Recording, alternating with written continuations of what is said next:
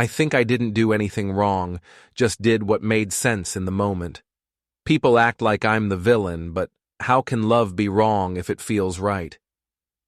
Anyway, I was still in my pajamas when the process server handed me divorce papers. He finally made his move. Before we dive deeper into this story, I have one small request. Please subscribe, drop a like, comment, and hit that hype button to boost this channel so more people can discover these incredible stories. The morning light filtered through our kitchen blinds as I sipped my coffee, trying to ignore the tension that had settled over our house like a heavy blanket. Nathan sat across from me, methodically eating his cereal, his eyes fixed on his phone. The silence stretched between us, punctuated only by the soft clink of his spoon against the bowl. "Mommy, why does Daddy look sad?" Sophie's innocent voice cut through the quiet as she bounced into the kitchen, her backpack dragging behind her. I forced a bright smile. "Daddy's just tired, sweetheart. He's been working very hard lately." Nathan's eyes flicked up to meet mine for a brief moment, something unreadable passing across his face before he looked away.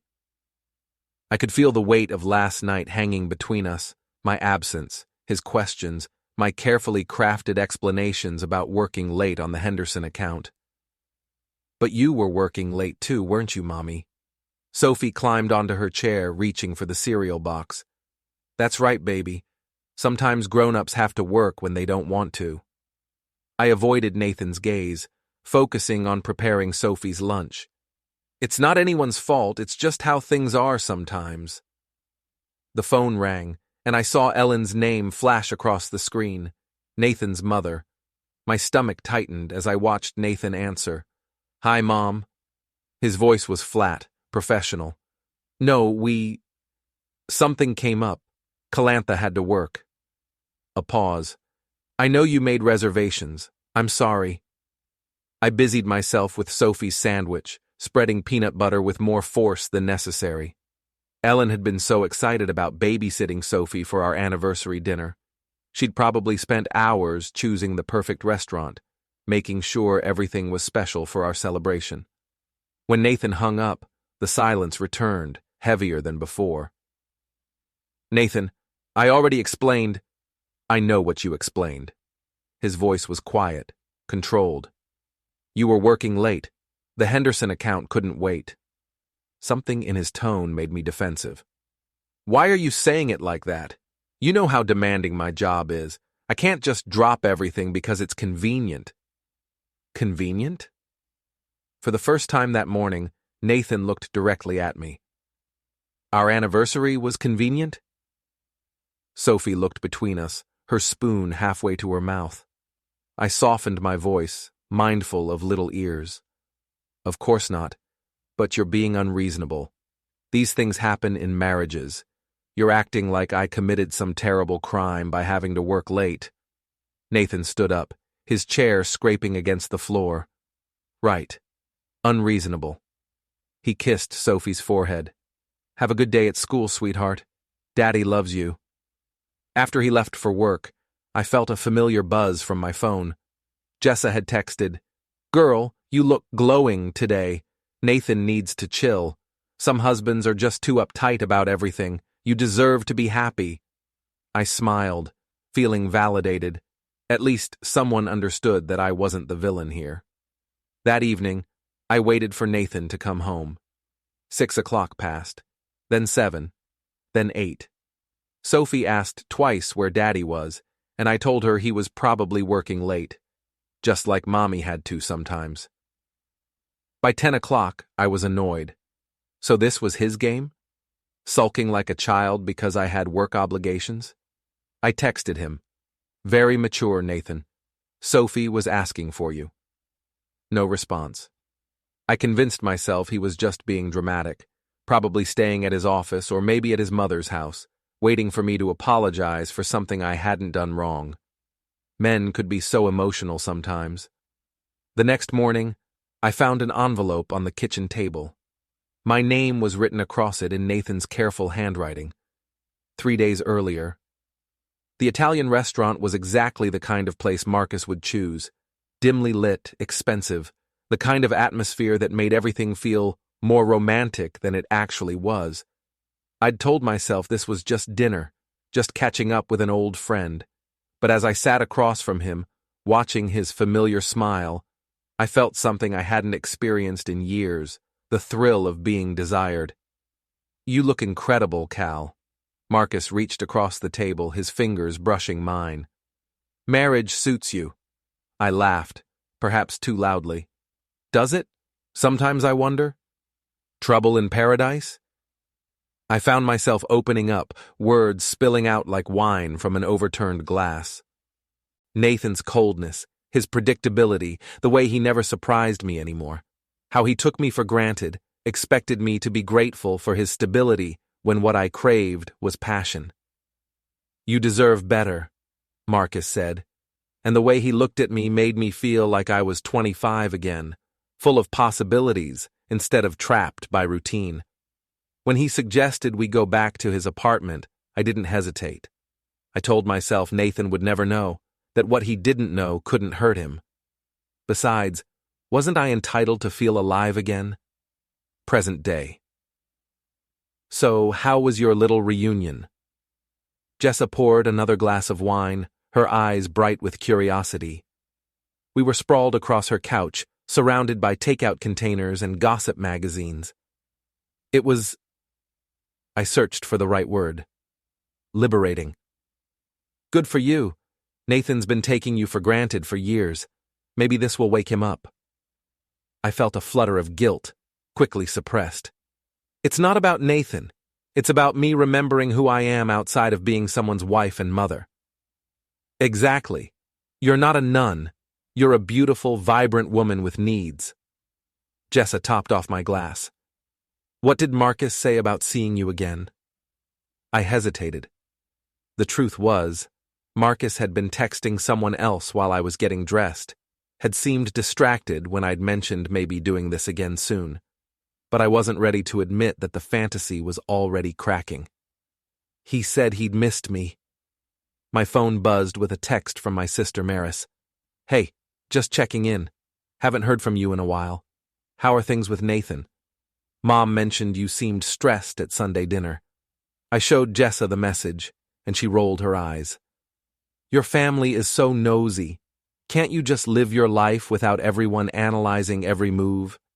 Maris means well, but she doesn't understand. She's never been married. She doesn't know what it's like to feel invisible in your own life." When I got home that night, Nathan was waiting in the living room, still in his work clothes. The lamp cast shadows across his face, making him look older, more tired than I remembered. "Where were you, Cal?" "Working late. I told you the Henderson account." "The Henderson account." He nodded slowly, then reached into his pocket. "Is this yours?" He held up a receipt from Romano's, the Italian restaurant. My heart stopped, but I kept my expression neutral. "I don't know. Where did you find it?" "It fell out of your purse when you were getting your keys this morning." His voice was eerily calm. "Funny thing is, Romano's isn't anywhere near your office, and this is dated Tuesday night, our anniversary." I felt the familiar surge of defensive anger. "Are you interrogating me now? Going through my things?" "I'm asking where you were Tuesday night when you said you were working late." "I was working. I grabbed dinner afterward. Is that a crime?" Nathan stared at me for a long moment, then folded the receipt carefully and put it back in his pocket. "No, Cal. It's not a crime." He turned and walked upstairs, leaving me standing alone in the living room, my heart pounding with a mixture of adrenaline and something that might have been shame. "I just don't understand why he's being so suspicious," I complained to the group gathered in Jessa's living room. It was our weekly girls' night, and I'd been venting about Nathan's increasingly cold behavior for the past 20 minutes. "Men are so fragile," Jessa agreed, passing around a bottle of wine. "Their egos can't handle it when we show any independence." But I noticed Maris shifting uncomfortably in her chair, and Sarah, usually the first to join in on husband bashing, was unusually quiet. I mean, it's like he expects me to account for every minute of my day, I continued. God forbid I have a life outside of our house. He's become so paranoid and controlling. Cal, Maris spoke up hesitantly. Are you sure you're not being a little unfair? Nathan's always seemed pretty reasonable to me. I felt a spike of irritation. You don't live with him, Maris. You don't see how he's changed. He used to be spontaneous fun. Now he's just cold, distant. He makes me feel like I'm walking on eggshells in my own home. But maybe he's picking up on something? Sarah suggested carefully. Sometimes when people act suspicious, it's because what? I cut her off. Because I'm doing something wrong? I'm trying to maintain some sense of self in my marriage, and suddenly I'm the villain? Jessa jumped to my defense. Exactly. Cal is allowed to have friends, to go out, to not report her every move to her husband like she's a teenager.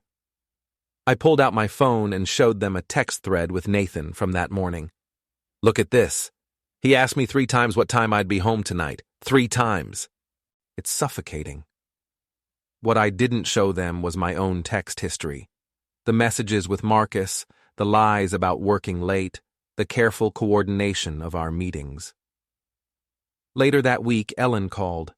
Nathan's mother had always been polite to me, if not exactly warm, but her tone that day was ice cold.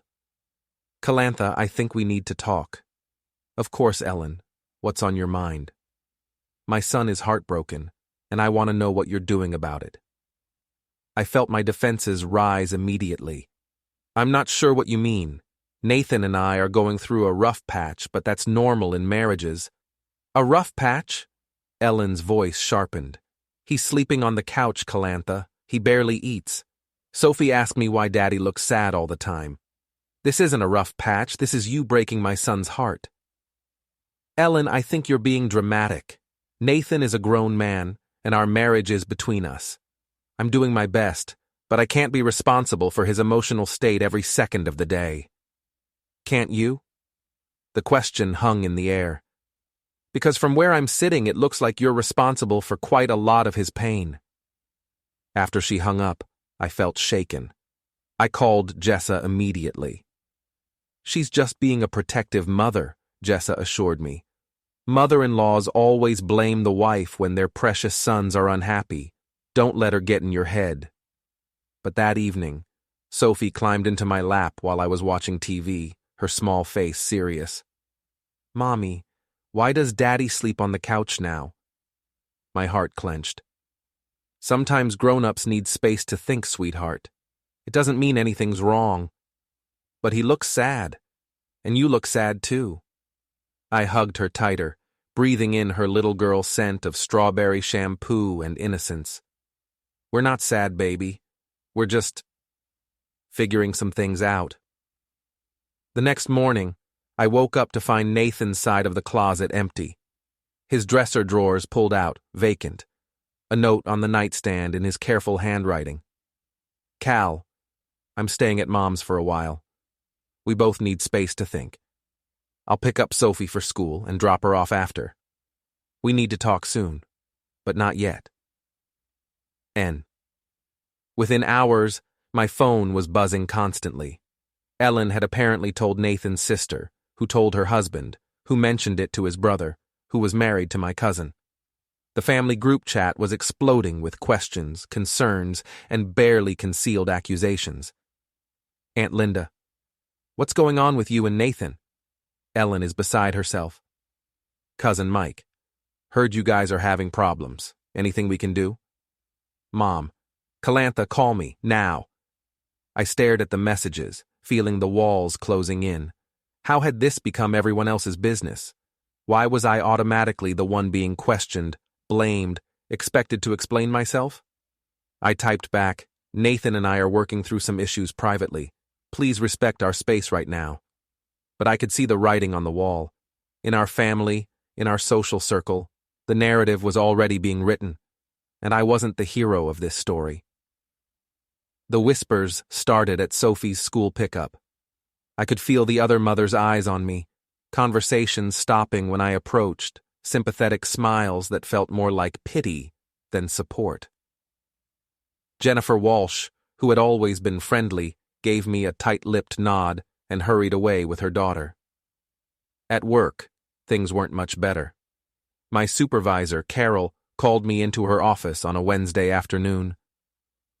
"Calantha, I wanted to check in with you.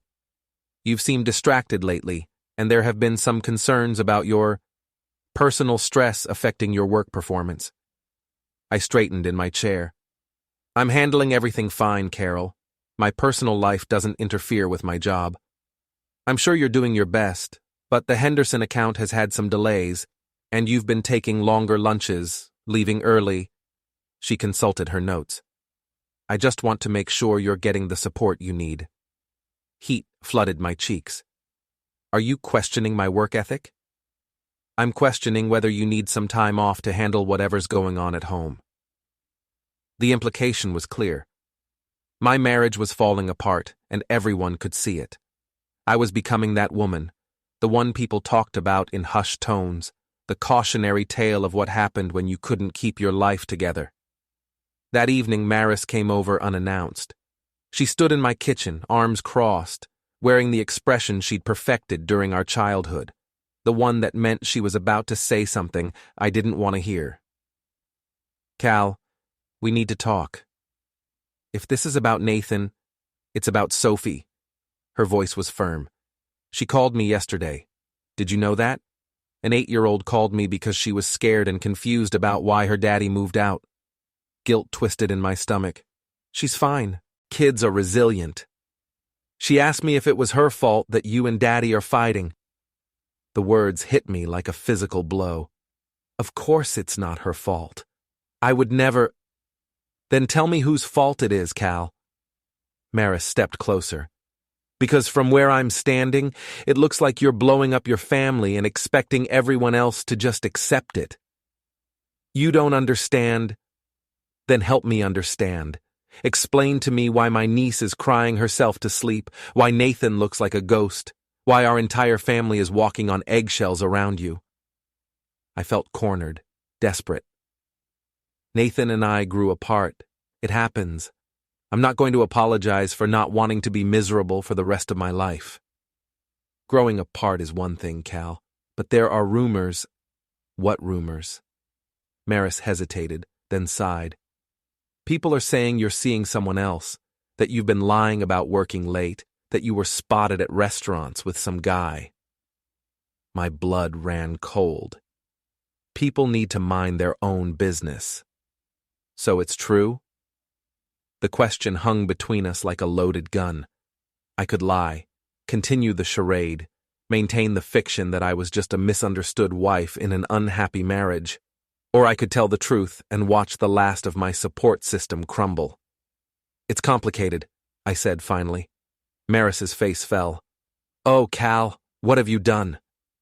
Before I could answer, my phone buzzed with a text from an unknown number. "This is Stephen Lynn from Lynn & Associates. Nathan Grayson has retained our services for a family law matter. Please expect correspondence regarding mediation scheduling. We encourage you to seek legal counsel." I stared at the message, the words blurring together. Nathan had hired a lawyer. This wasn't just a separation anymore. This was war. "Cal?" Maris was looking at me with concern. "What is it?" I showed her the text, watching her expression shift from worry to something that looked like resignation. "Maybe it's for the best," she said quietly. "Maybe you both need professional help to figure this out." But I could hear it in her voice. The same tone everyone was using with me now. The careful, measured way people spoke to someone they no longer trusted. Someone whose version of events they'd stopped believing. That night, alone in the house that felt too big and too quiet, I scrolled through my social media. The family group chat had gone silent after my last message, but I could see the private conversations happening around me. The way posts were liked by everyone except Ellen. The way invitations to family gatherings had stopped coming. I was being erased, one relationship at a time. And for the first time since this all started, I began to wonder if I'd made a terrible mistake. The law office of Lynn & Associates was nothing like I'd expected. Instead of the intimidating wood-paneled rooms I'd seen in movies, it was modern and bright, with glass walls and contemporary furniture that somehow made everything feel more serious, more real. Nathan sat across from me at a polished conference table, flanked by his lawyer, Stephen Lynn, a calm, professional man in his late 40s who spoke in measured tones and took notes on everything. I'd hastily hired my own attorney, Rebecca Chen, who'd assured me that these mediation sessions were just formalities, that most custody arrangements favored the mother. "Let's begin with the timeline," Mr. Lynn said, opening a thick folder.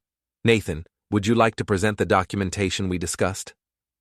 I watched my husband, soon-to-be ex-husband, nod and slide a stack of papers across the table. The Nathan I was looking at now was different from the man who'd been sleeping on our couch just weeks ago. This Nathan was composed, methodical, devastating in his quiet certainty. "What is this?" I asked, flipping through the pages. "Evidence," Nathan said simply. "Calendar screenshots showing our anniversary date. Email timestamps from your work showing you left the office at 4:30 p.m. that day, not 9 p.m. as you claimed. Restaurant receipts from Romano's with Marcus Kiefer's signature on the credit card slip." My throat went dry. "You had me followed?" "I didn't need to. You left a trail." He nodded to Mr. Lynn, who produced another set of documents. "Bank statements showing cash withdrawals on days you claimed to be working late. Hotel parking receipts, text message logs between you and Marcus, which he provided voluntarily when I contacted him." "Marcus gave you our texts?" The betrayal hit me like a physical blow. After everything we'd shared, he'd sold me out without a second thought. "He was very cooperative," Mr. Lynn said neutrally. "Apparently, he was under the impression that you and Nathan were already separated. He seemed quite surprised to learn otherwise." Rebecca leaned forward. "My client's personal relationships during a period of marital difficulty don't negate her rights as a mother." "Of course not," Mr. Lynn agreed, "but they do speak to patterns of behavior that might affect custody arrangements. For instance, this email from Sophie's teacher, expressing concern about changes in the child's behavior and home environment." He slid another document across the table. I recognized Mrs. Patterson's email signature, could see phrases like "acting out," "asking if parents are getting divorced," and "seems anxious and distracted." "Sophie is fine," I said, but my voice sounded weak even to my own ears. "Is she?"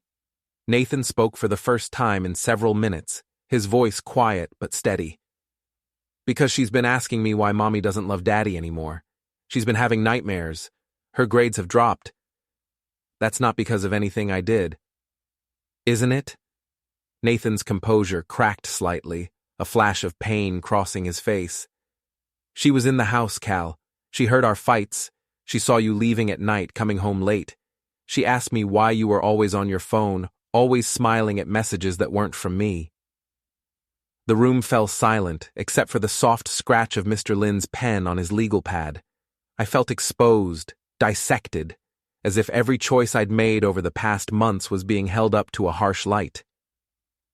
"There's more," Mr. Lynn continued, consulting his notes.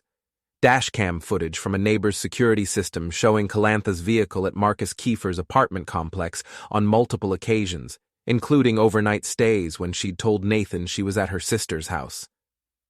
I looked at Rebecca desperately, but she was studying the documents with a frown that suggested she was recalculating my chances. "Nathan," I tried, appealing directly to him. "This is getting out of hand. We can work this out between us. We don't need lawyers and evidence and—" "We needed to work it out months ago, Cal." His voice was tired now, resigned. "Before you decided that our marriage, our family, wasn't worth fighting for. Before you chose to lie to me every day instead of telling me you were unhappy." "I was lonely," I said, the words coming out as a whisper. "You were always working, always tired. We hadn't been intimate in months. I felt invisible in my own life." For a moment, Nathan's expression softened, and I thought I saw a glimpse of the man I'd married. But then Mr. Lin cleared his throat, bringing us back to the sterile reality of legal proceedings. We're prepared to offer a custody arrangement of alternating weekends and 1 evening per week for Calantha, with Nathan maintaining primary custody, given the evidence of infidelity and the disruption to the child's stability. No. The word came out sharper than I'd intended. I'm not accepting weekend visits with my own daughter. She needs her mother. She needs stability, Nathan said quietly. She needs to know that at least one of her parents is going to be there when they say they will be. The accusation hung in the air like smoke. I thought of all the times I'd been late picking Sophie up from school, distracted during our time together, checking my phone for messages from Marcus while she tried to tell me about her day. I think we should take a break, Rebecca suggested, but I could hear the defeat in her voice. As we filed out of the conference room, I caught Nathan's arm. "This isn't you," I said desperately. "You're not vindictive. You're not cruel. Don't let your anger at me hurt Sophie." Nathan looked down at my hand on his arm, then met my eyes. For a moment, I thought I saw the man who'd once loved me, who'd promised to stand by me through everything. "I'm not angry anymore, Cal," he said softly. "I'm just done." The final mediation session took place on a gray Thursday morning that seemed to match the mood in the conference room. I'd spent the previous night going through photo albums, looking at pictures of Nathan and me from happier times, our wedding day, Sophie's birth, family vacations where we'd actually looked like we enjoyed each other's company. I'd prepared a speech, an appeal to whatever love might still exist between us. I was ready to admit my mistakes, to beg for forgiveness, to promise I could change if he'd just give me another chance. But when I walked into that room and saw Nathan's face, calm, resolved, already looking past me toward whatever future he was building without me, I realized I was too late. "Have you had a chance to review the custody agreement?" Mr. Lin asked, sliding a document across the table. I stared at the legal language, the clinical terms that reduced our family to visitation schedules and financial obligations, primary custody to Nathan, alternating weekends for me. Sophie would live in the house I'd helped choose, sleep in the room I'd painted, but I'd be a visitor in the life I'd helped create. "This is too harsh," Rebecca argued half-heartedly. "My client made mistakes, but she's still Sophie's mother." "A mother who prioritized an affair over her child's stability," Mr. Lin replied evenly. "The evidence speaks for itself." Nathan had been thorough, devastatingly so. Every lie I'd told was documented, every absence accounted for. The timeline he'd constructed painted a picture of a woman who'd systematically dismantled her own family while playing the victim. "Nathan, please." I tried one last time, ignoring the lawyers and speaking directly to the man I'd once shared everything with. "I know I hurt you. I know I made terrible choices. But we were happy once. We loved each other once. Doesn't that count for something?" He looked at me for a long moment, and I saw something that might have been grief pass across his features. "It counts for everything, Cal. That's why this hurts so much." His voice was quiet, almost gentle. "But love isn't enough when there's no trust left. And I can't trust you anymore. Not with my heart, and not with our daughter's well-being. I can change. You had chances to change. Every time I asked where you were. Every time I tried to talk to you about us. Every time Sophie asked why Mommy was always on her phone. Those were chances to choose our family. And you chose Marcus instead." The truth of it hit me like a physical blow. I had chosen Marcus again and again. I'd chosen the excitement of secret texts over bedtime stories with Sophie. I'd chosen clandestine dinners over anniversary celebrations with my husband. I'd chosen the fantasy of what I thought I wanted over the reality of what I had. The agreement also includes a clause about introducing new romantic partners to the child, Mr. Lin continued, as if my world wasn't crumbling around me. Any potential partner must be approved by both parents before meeting Sophie, and no overnight visits while the child is present until a relationship has been stable for at least 6 months. I thought of Marcus, who'd stopped returning my calls after Nathan contacted him. He'd moved on to someone new, someone without the messy complications of a divorce and a child. The fantasy I'd destroyed my marriage for had evaporated the moment it became real. "I'll need some time to consider," I began, but Rebecca placed a gentle hand on my arm. "Cal, this is a fair offer given the circumstances. If we go to court, the outcome could be much worse." I signed the papers with a shaking hand, watching Nathan's signature appear next to mine, the last official act of our marriage. As we gathered our belongings, Ellen appeared in the hallway. She walked straight to Nathan, pulling him into a fierce hug, whispering something in his ear that made him nod and squeeze her back. Then she turned to me. "I hope it was worth it," she said simply, and walked away. Maris was waiting by the elevators, having come to drive me home. She didn't say anything as we walked to her car, didn't offer platitudes or false comfort. She just drove while I stared out the window at a world that looked exactly the same as it had that morning, even though everything had changed. "Sophie's at school," I said finally, breaking the silence. "Nathan's picking her up. He's taking her to his mom's for dinner. She doesn't even know yet that this is really happening." "She knows," Maris said gently. "Kids always know." That evening, I sat alone in the house that would soon be sold, the proceeds split according to the mediation agreement. I walked through rooms that held the ghosts of our family life, Sophie's art projects still stuck to the refrigerator, Nathan's coffee mug still in the sink from the last morning he'd lived here, my wedding dress still hanging in the back of our closet. My phone buzzed with a text from Jessa. "How did it go? Ready to celebrate your freedom?" I stared at the message for a long time, then deleted it without responding. Freedom. Is that what this was? The right to spend every other weekend with my daughter? To explain to her why Mommy and Daddy couldn't live together anymore? To watch Nathan build a new life that didn't include me? I thought about the woman I'd been 6 months ago. Unhappy, yes, but married. A mother who tucked her daughter in every night, who shared a bed and a life with someone who'd loved her despite her flaws. I'd convinced myself I was trapped, that I deserved more, that happiness was something I needed to chase rather than something I needed to nurture. Now I was free to discover what I'd really lost. The house was quiet except for the tick of the grandfather clock Nathan's parents had given us for our 5th anniversary. Soon, even that would be gone, divided up like everything else we'd built together. I'd gotten exactly what I thought I wanted, and it felt like nothing at all.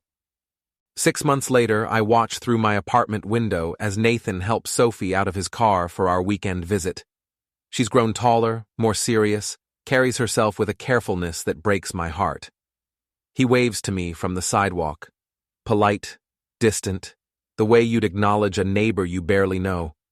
The divorce papers called it irreconcilable differences, but I know the truth.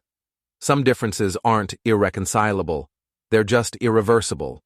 And some choices, once made, echo forever in the silence of what used to be home. Don't forget to hit like, subscribe, and turn on the bell so you don't miss the next story. Write in the comments from which city you are watching,